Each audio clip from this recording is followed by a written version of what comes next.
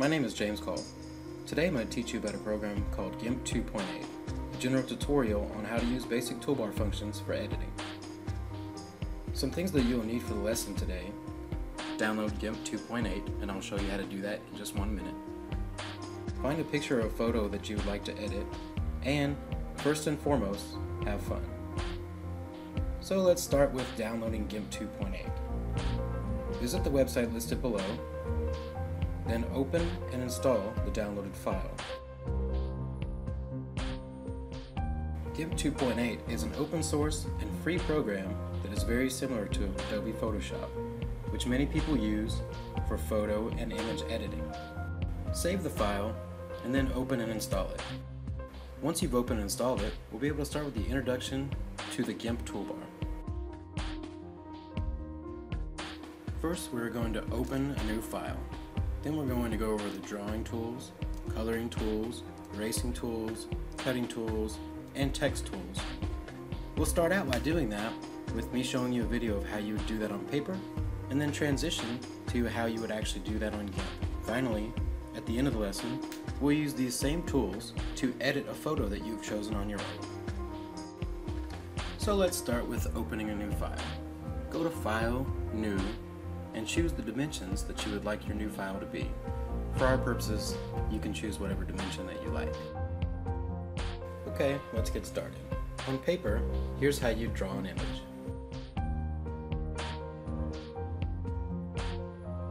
Now on Gimp, I'll show you how to do the exact same thing. For the tools for that, we can use the pencil tool or the drawing tool. Here's the pencil tool, and here's the drawing tool. Let's start with the drawing tool. Click on the drawing tool, go over to your free space, and draw the smiley face just like you did on paper. Now we have our smiley face on paper and on Gimp. But what if we wanted to color in the inside of the smiley face with a certain color? On paper, here's how you would fill in the image with the color green, but it's actually much easier using Gimp. For Gimp, you would use the bucket fill tool. Click on the bucket fill tool, click on the color selector, and choose the color green that you would like to use. Once you've chosen the color that you would like to use, go over to the image, click inside of it, and it will fill with the color that you've chosen. Now we have a green smiley face on paper and on Gimp. What if we wanted to cut out this image and paste it into another image? Here's how you do that on paper.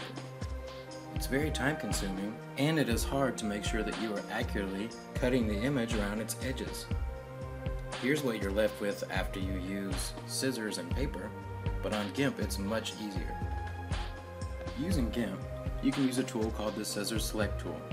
Click on the Scissors Select tool and click around the image to select a path of where you would like to cut and edit the image.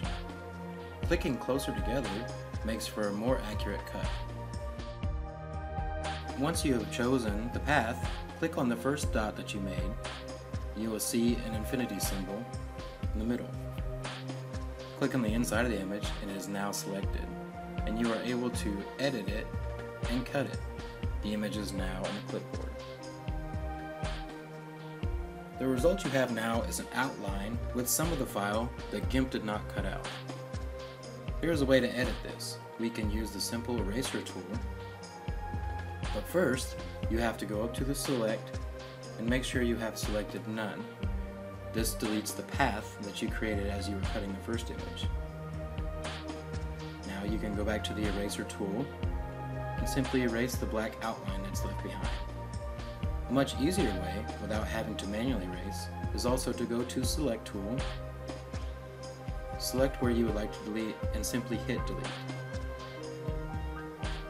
You can also use the ellipse tool or the freehand tool. These both accomplish the same thing. Next, we are going to add the image that we just selected and cut into a new image. On paper, we'll have to draw a new image on a different sheet of paper. But on Gimp, now that we have a clean slate from erasing, all we need to do is draw the body and then paste the smiley face into the image and place it where we desire. To do this, go to Edit, Paste, and you will see your image. To To be able to move the selected image, you must use the Move tool. Now you can place the image where you desire. The last step will be to add text to the image. We can do this using the Text tool. Click on the Text tool, select an area where you'd like to add text, and simply type in the text that you would like to add. Now we have our complete image. So now let's try out some editing on an image that you've chosen. For my image, I chose a picture of the new head coach of Tennessee football, Butch Jones. I have sped up the image as I select around the that I would like to cut.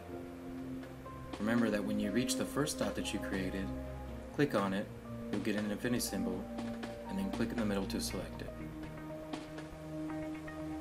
Go to your new image, paste it, remember to use the Move tool, and move your picture into place. You can now add your text. Once you've added the text, if you'd like to see the full image without text boxes or selected boxes before you save it, you can go to Layer and Merge Down, and it will give you your final product. I hope you've enjoyed this tutorial today, and if you'd like to learn more about Gimp 2.8, type in Gimp tutorial on YouTube and see what the world of Gimp has to offer. Thanks, and have fun.